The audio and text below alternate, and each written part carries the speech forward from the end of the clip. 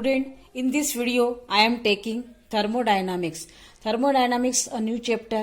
Thermodynamics, जैसे कि नाम से ही पता चल रहा है, थर्मो का मतलब होता है हीट, जो हीट से रिलेटेड है, यानी कि हम हीट, वर्क और एनर्जी इन सब का स्टडी करते हैं, उसको क्या कहते हैं हम? थर्मोडायनामिक्स। तो थर्मोडायनामिक्स में मेन इंपॉर्टेंट जो होता है इसके टर्म्स, जो कुछ बेसिक टर्म्स है जो हमेशा यूज में आएगी हमें इस चैप्टर में। तो सबसे पहले हम उन बेसिक टर्म्स को लेंगे। सबसे पहले हमारी बेसिक टर्म है सिस्टम, बाउंड्री और सराउंडिंग। इसको हम पढ़ेंगे एक एग्जाम्पल से।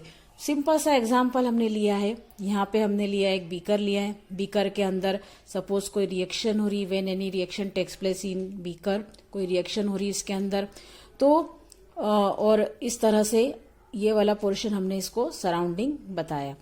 तो जो इसमें कंटेंट लिया है हमने, बीकर के अंदर जो कंटेंट लिया है, यानी जो रिएक्शन हो रही है, चाहे वो फिजिकल स्टेट में हो उसके कंटेंट, या फिर उनके फिजिकल स्टेट कुछ भी हो, या तो गैसियस फॉर्म में हो, लिक्विड में हो, या फिर वो सॉलिड स्टेट में हो, तो उसको कहा जाता है सिस्टम। तो यानी जो कंटेंट है अंदर जो रिएक्शन कर रहा है उसको कहा जाता है सिस्टम।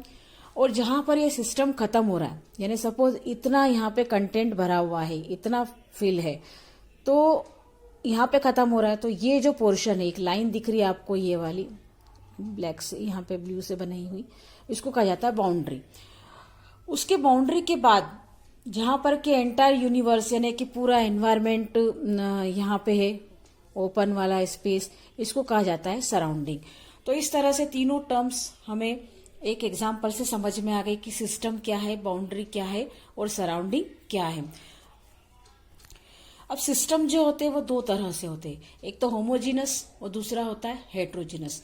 अगर सभी कंटेंट यानी कि जो रिएक्टेंट और प्रोडक्ट दोनों ही अगर सेम फेज में हो, यानी कि सेम फिजिकल स्टेट में हो, यानी जैसे सभी गैसियस फॉर्म में हो, या फिर सभी लिक्विड फॉर्म में हो, या सभी सॉलिड फॉर्म में हो, तो उसको कहा जाता है होमोजीनस सिस्टम। और अगर डिफरेंट है, जैसे कि रिएक्टेंट में कोई रिएक्टेंट सॉलिड स्टेट में है, तो कोई रिएक्टेंट लिक्विड में है, और जो बनने वाला प्रोडक्ट हो सपोज वो गैसियस फॉर्म में हो, तो इस तरह से जो डिफरेंट होते हैं उसको कहा जाता है, यानी कि रिएक्टेंट और प्रोडक्ट अगर डिफरेंट फिजिकल स्टेट में हो तो उसको कहा जाता है हेट्रोजीनस सिस्टम। तो ये तो सिस्टम के टाइप हो गए। अब हमको कितने टाइप के सिस्टम्स जो होते वो होते उसमें आपको या तो फिर ये क्वेश्चन इस तरह से बन सकता है कि ओपन सिस्टम और क्लोज सिस्टम और इंसुलेटेड सिस्टम, इसको आपको डायग्राम से बताना है।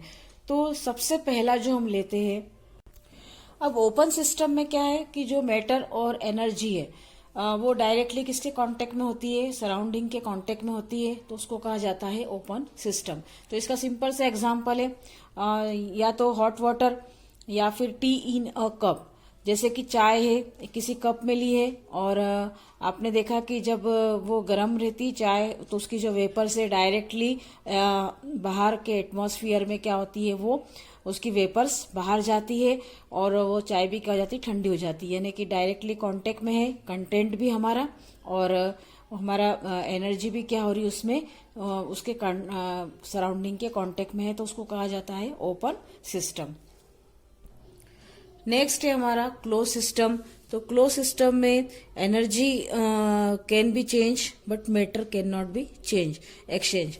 तो इसमें क्या होता है कि हम एक सिंपल सा एग्जांपल लेते हैं, मेल्टिंग ऑफ आयोडीन। आयोडीन जो होता है वो सॉलिड फॉर्म में होता है, और क्लोज सिस्टम में आप देख सकते हैं यहाँ पर कि एक बीकर में लिया है इसको, और ऊपर की तरफ कोई भी ऐसा कंटेनर से उसको ढक दिया है, तो उसको कहा जाता है क्लोज सिस्टम। तो एनर्जी की वजह से क्या होगा कि ये जो है आयोडीन जो है वो मेल्ट हो जाता है, तो matter can not be exchange, यानी मैटर बाहर की तरफ नहीं जा रहा है, क्योंकि यहाँ पे ये बंद है यहाँ से, तो मैटर हमारा बाहर नहीं जा रहा है, लेकिन एनर्जी जो होती है वो कैन एक्सचेंज, यानी कि एनर्जी चेंज होती है। इसको कहा जाता है क्लोज सिस्टम। तो सबसे सिंपल एग्जांपल है melting of iodine in a sealed container. Next है इंसुलेटेड सिस्टम।